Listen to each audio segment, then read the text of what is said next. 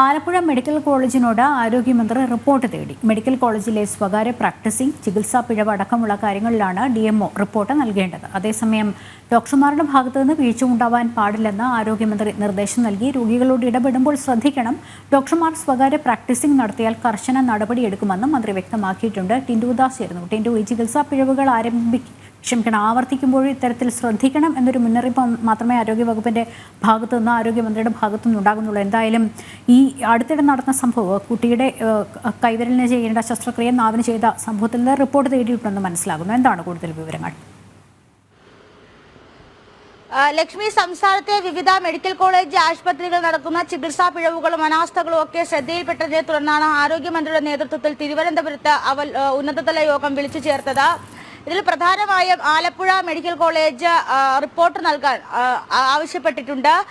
Alappuzha medical കോളേജിനെ സംബന്ധിച്ചിടത്തോളം സ്വകാര്യ പ്രാക്ടീസിംഗും അതുപോലെ തന്നെ ഗുരുതരമായ ചികിത്സാ പിഴവ് ആരോപണങ്ങളും ഒക്കെ വന്നിട്ടുള്ള സാഹചര്യത്തിലാണ് ജില്ലാ മെഡിക്കൽ ഓഫീസറോട് റിപ്പോർട്ട് നൽകാൻ ആരോഗ്യമന്ത്രി വീണ ജോർജ് ഇന്ന് ചേർന്ന യോഗത്തിൽ അറിയിച്ചത്. അതോടൊപ്പം തന്നെ സംസ്ഥാനത്തെ വിവിധ മെഡിക്കൽ കോളേജ് ആശുപത്രികളിൽ നടക്കുന്ന ഇത്തരത്തിലുള്ള ഗുരുതര അനാസ്ഥകൾ ചർച്ചയിൽ വന്നുവെന്നാണ് മനസ്സിലാക്കാൻ സാധിക്കുന്നത്.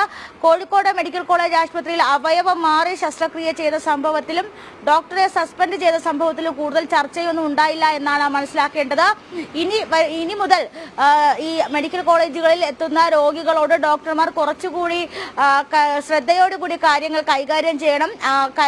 രോഗികളെ പരിചരിക്കുമ്പോഴും രോഗികളെ ചികിത്സിക്കുമ്പോഴും ഒക്കെ കുറച്ചുകൂടി ശ്രദ്ധിക്കണമെന്ന കാര്യം മാത്രമാണ് യോഗത്തിൽ മുന്നോട്ട് വെച്ചിട്ടുള്ളത്. ഏറ്റവും പ്രധാനപ്പെട്ട കാര്യം ഈ സ്വകാര്യ പ്രാക്ടീസിംഗുമായി ബന്ധപ്പെട്ട കാര്യം തന്നെയാണ്. അത്തരത്തിലുള്ള സ്വകാര്യ പ്രാക്ടീസിംഗ് എന്തെങ്കിലും ശ്രദ്ധയിൽപ്പെടുകയാണെങ്കിൽ ഇനി മുതൽ കർശനമായിട്ടുള്ള നടപടി സ്വീകരിക്കുമെന്നും അറിയിച്ചിട്ടുണ്ട്. കഴിഞ്ഞ ദിവസം തൈക്കാട് അമ്മയും കുഞ്ഞും ആശുപത്രിയിലും ഇത്തരത്തിലൊരു ചികിത്സാ പിഴവ് കാരണം ഗർഭസ്ഥ ശിശു മരിച്ച സംഭവം ഉണ്ടായി.